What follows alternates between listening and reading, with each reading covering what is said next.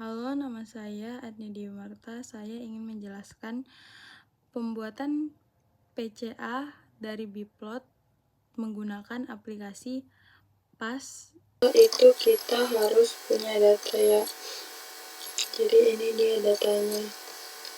Ada 1, 2, 3, 4, 5, 6, 7, 8, 9, 10, 11, 14. Ada 14 data yang akan kita buat menjadi PCA atau scatter plot. Pertama kita taruh di Word dulu, di Excel dulu data-datanya, terus kita copy semuanya. Kita copy.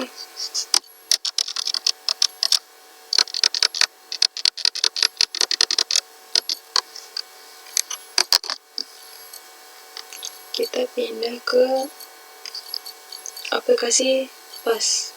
Aplikasi PAS yang biasa dipakai karena akurat. Nah, kita copy datanya. Lalu kita tekan button row attributes dan kolom attributes. Jadinya seperti ini tampilannya. Lalu kita pilih select. Oke. Kita pilih sampai angka dengan kelewatannya. Terus pilih multivariate ordination principal component atau PCA. Seperti ini. Tampilannya bakal ke summary dulu. Nanti di summary itu ke matrix, pilih yang correlation, terus recompute. Habis itu pergi ke scatter plot. Hasilnya akan seperti ini. Terus tekan Biplot, lalu keluar garis-garis hijau. Hasil dari pembacaan ini adalah terlihat bahwa komponen utama dari kedua PC1 dan PC2 mampu menjelaskan pola dominan data parameter habitat sidat. Variabel yang paling berpengaruh terhadap penyebaran data adalah dissolved oksigen, larva, plankton, ikan, TKG4, dan TOM. Tadi kita buat TKG4 dan TOM itu di huruf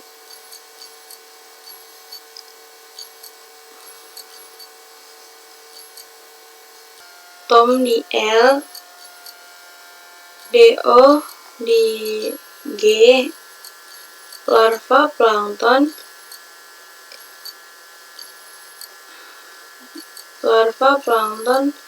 larva ikan itu TKG4 ini, terus plankton di sini di M, dan di M, terus plankton di M, dan tomnya di hubungan antara variabel menunjukkan korelasi positif antara plankton dan larva serta korelasi negatif antara amonia dan ikan dewasa. Stasiun yang terletak pada arah vektor plankton dan larva kemungkinan besar adalah stasiun 4 yang relevan sebagai daerah pemijahan atau spawning ground. Sedangkan stasiun yang mendekati arah vektor TOM, bentos, dan DO cenderung menjadi daerah asuhan feeding ground. Kemungkinan besar adalah stasiun 3. Jawaban nomor 1, analisis PCA plot menggunakan software PAS adalah analisis principal component analysis atau PCA. Pada penelitian ini dilakukan menggunakan software PAS atau Paleontological Statistics yang memiliki kemampuan visualisasi data multivariat serta sederhana namun efektif. Data yang dianalisis mencakup parameter fisika, kimia, dan biologi dari 6 stasiun sungai Serayu yang merupakan habitat alami ikan sidat.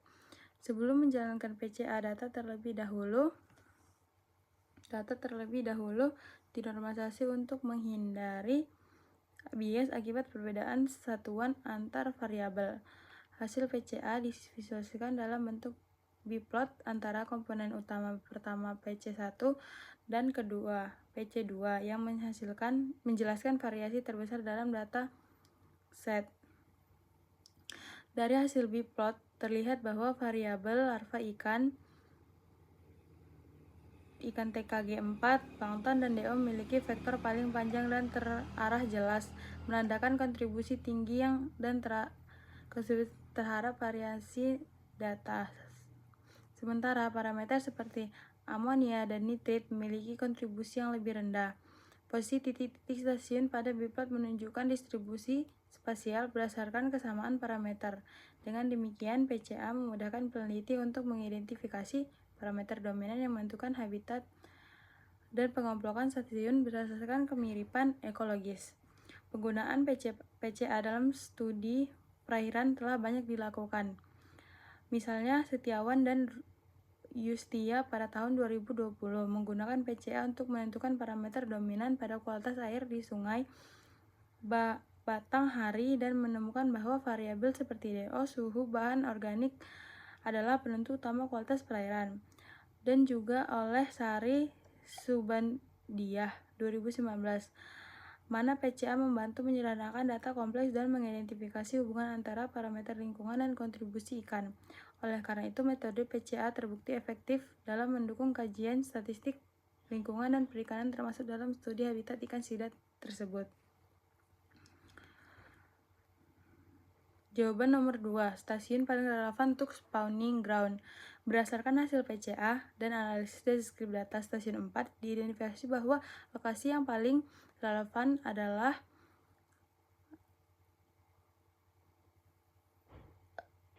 ditunjukkan oleh nilai larva tertinggi, yaitu 5.165, jumlah ikan TKG4 tertinggi 92, serta kadar DO tinggi 7,2 yang mendukung proses embrionik dan perkembangan larva. Selain itu, nilai plankton yang tinggi sebesar 10.231 sel menunjukkan ketersediaan pakan alami yang cukup untuk larva pasca menetas. Semua itu terdapat di stasiun 4.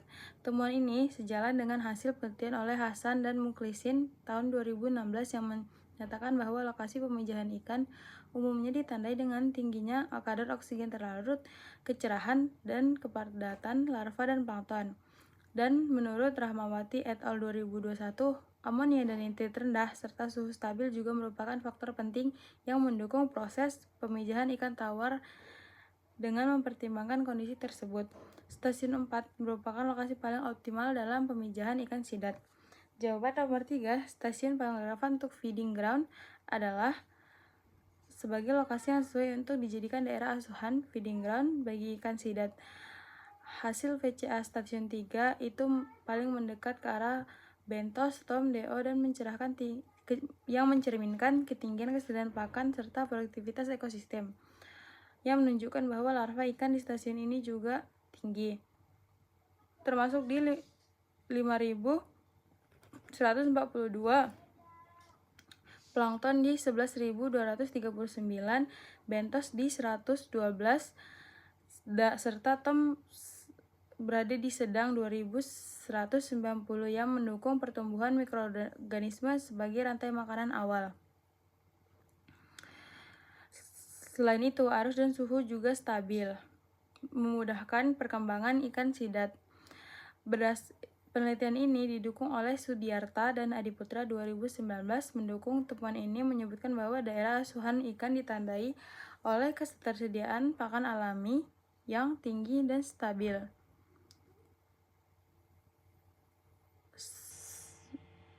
Feeding ground ideal memiliki keberagaman organisme dasar dan tingkat bahan organik yang seimbang, yang semuanya tercermin dalam parameter di stasiun 3. Oleh karena itu, lokasi ini sangat berpotensial dalam mendukung fase pertumbuhan ikan sidat dan pemijahan.